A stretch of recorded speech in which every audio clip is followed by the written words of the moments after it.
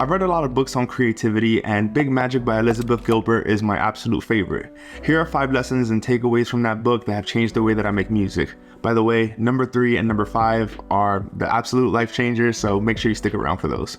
Number 1, being a creative comes with a lot of fear. Fear of what people think, fear of not being good enough, fear of never reaching success. And the crazy thing is that many of us aspiring artists think that success is an actual destination, that once we reach it, we'll no longer have these fears. And that's not true. These fears, these concerns actually never go away. In the book, Liz Gilbert talks about what her life was like as an aspiring writer and how she faced lots of rejections with the short stories and novels that she would write. At 37, after like 15 years of being a writer, she had her first massive success, which was a book called Eat, Pray, Love. You may have heard of it. Like I said, it was a very big success, and they actually made a movie about it and everything.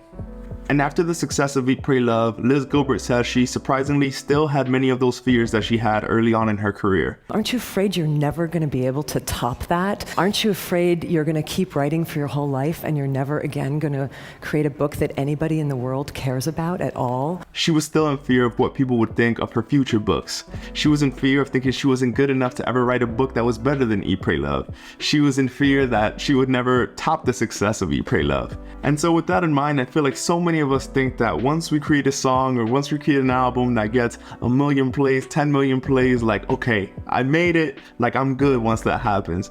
And it's not the truth. The fears associated with being a creative are ones that we'll have to live with for the rest of our lives. And what we have to do is just learn to live with these fears in the most healthy way possible. In the rest of this video, I'm going to talk about some other learnings as well as other ways you can reframe certain ideas to better live with these fears.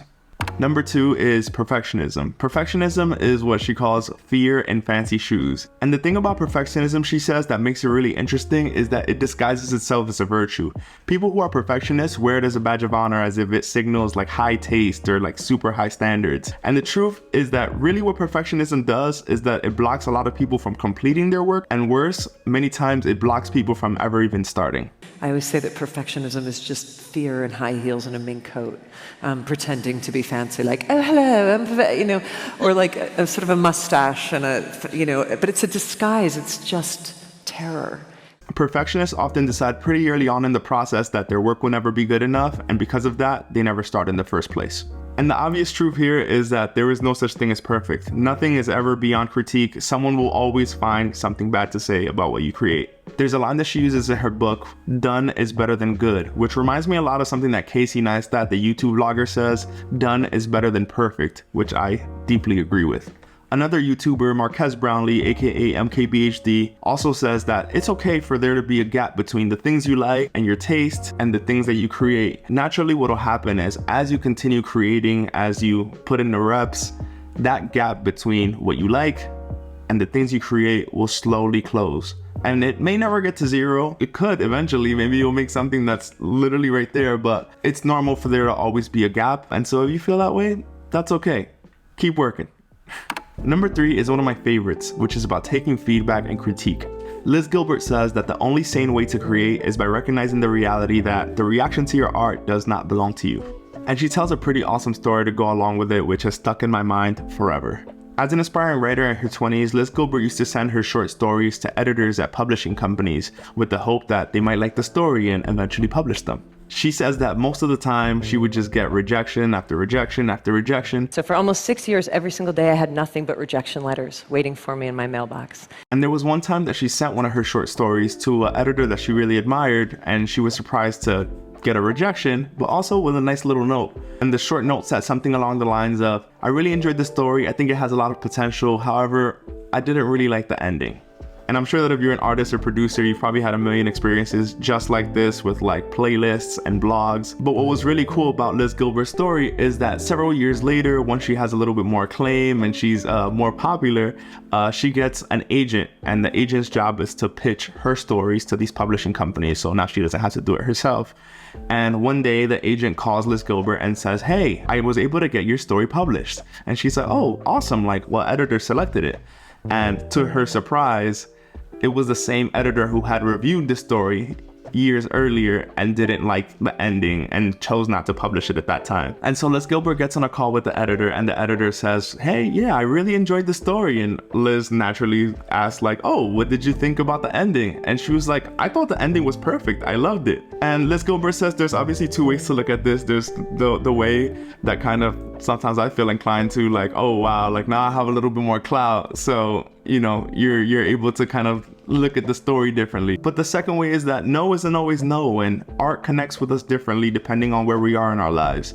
For example, how many times have you heard a song where like you didn't really like it in one scenario, and then you hear it in the car, you hear it in the club, or you hear it, one of your friends plays it in the perfect moment, and now you like the song. Stuff like that can happen to people who are providing feedback or critiquing your work. And so I think the big takeaway here is that don't take no's too seriously, don't take feedback and critique too seriously. It's possible that your art is great the way it is, and really it's just a matter of having people listen to it, read it, consume it in the right space and at the right moment in their lives. Number 4 is a quick one, but an important one, and it's that one of the worst things to happen to artists is when they started being referred to as geniuses for doing good work. Liz Gilbert believes that creativity is actually like magic, and all a creative can do is show up every day and try to have ideas flow through them.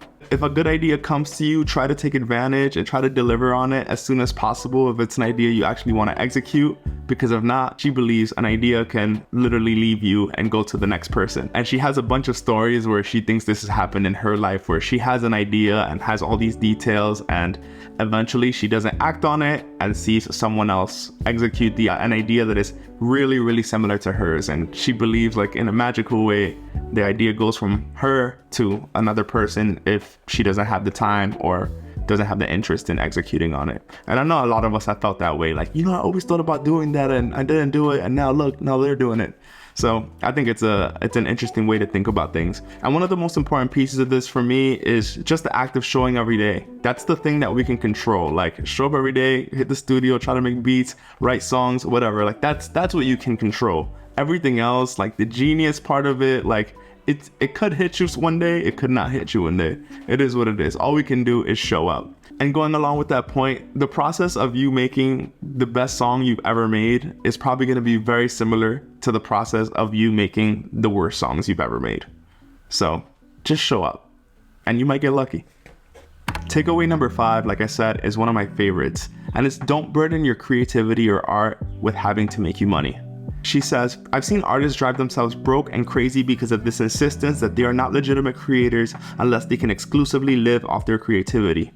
Financial demands can put so much pressure on the delicacies and vagaries of inspiration. And she uses herself as an example. She says that she actually didn't quit her day job until the successes of her smash book. One other part that I thought was really interesting is how she says that the normal rules of life don't apply to creative pursuits.